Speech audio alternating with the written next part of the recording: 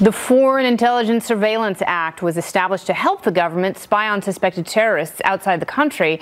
But while the intentions may have been good, the FISA Act offers very few protections for American citizens whose communications get swept up in the process.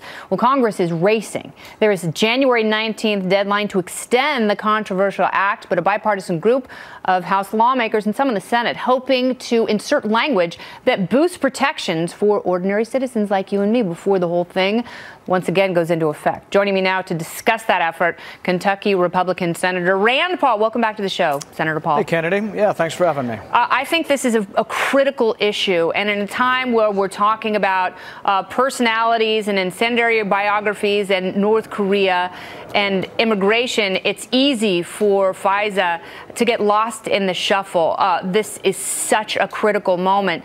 Tell me, what are your biggest issues with the law, and what are you hoping will amend it? Well, you know, this law allows us to spy on foreigners in foreign lands, and we collect information and we don't give them any constitutional protections. And I'm okay with that. If you live in a foreign country, you really don't get the protections of our Constitution. However, swept up in all of this information that we grab up, which is an enormous amount of information, are millions and millions of Americans' phone calls, emails, conversations, data, you name it. We have the ability to suck up all of the phone calls in Italy for an entire month. That was reported a couple years ago. So it's an enormous amount of data, and we're kind of okay with spying on foreigners, but Americans are incidentally being caught up in this. Innocent Americans by the millions. That's a critical point, because it's one thing to go after people who wish to do harm to this country and who wish to take away our freedom. I think we can all agree that those people absolutely have to be targeted.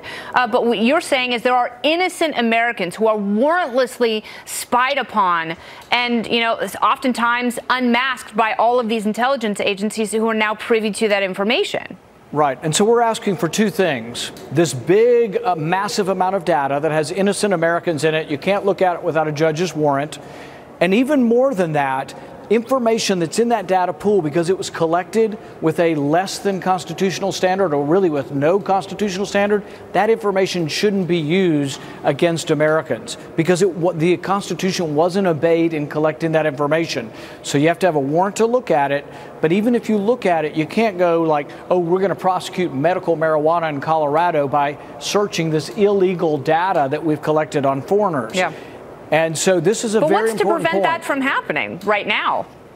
Nothing. Yeah. Other than they say, oh, we're probably not doing that, but they will not give us information. And here's the thing they may be doing. They could be searching the database and not presenting it in court. This is called parallel construction. They get the information that you're involved in the medical marijuana business. They don't want to divulge they got it from this secret database. So then they tell the police, who then get a parallel investigation, and they don't use the secret data. You see what I mean? Yep. So the secret data can also be used in a nefarious way to get domestic officials snooping in your business. But the bottom line in our country, from the very beginning of our country, the Fourth Amendment says the government's not allowed to look at any of your stuff, your papers, invade your house without probable cause that you've committed a crime. They have to name you. They have to say what papers they're searching for. This is a big deal. It's a bedrock constitutional principle, and I will do everything I can to fight to make sure that it does not pass unless we get our reforms attached to the bill. Now, I know the Freedom Caucus in the House has some issues, you know, obviously with the permanent allowing of FISA to go on and on endlessly, but also there is the amendment put forth by Representative Justin Amash from Michigan that also curtails some of this power and also holds it to just 4 years. What do you think the chances are of that passing the House?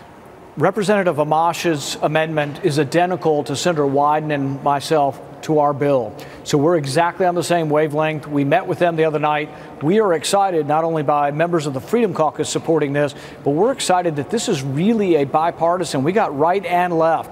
There's going to be over 100 Democrats support this in the House, and there may well be over 100 Republicans. It's going to be very close.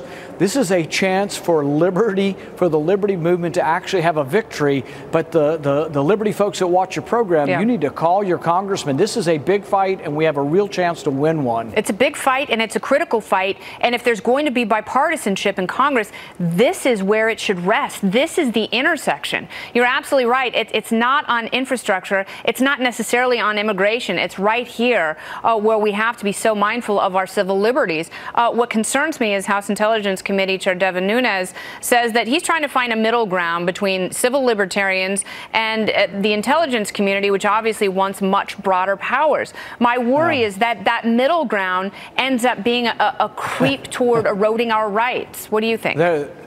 What they are calling the middle ground, the bill that the committee put forward, is worse than the existing law.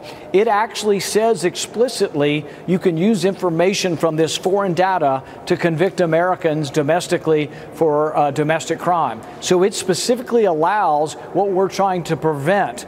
And there is no warrant requirement. There's a little bit of a tweak of a reform, but be wary when the establishment in Washington puts forward a reform. It means they've heard the public, and now they're going to try to trick you by putting forward a fake reform. So what they have is a fake reform. What Justin Amash is putting forward in the House is a real reform. Yeah. It's the same thing that Senator Wyden and I have in the Senate, and we're hoping that there's a rebellion that goes on. And there have been a couple of votes like this. Thomas Massey's been involved in these votes, where we actually have won, where the Liberty Movement has won, but then the establishment, the leadership comes back and erases their victory.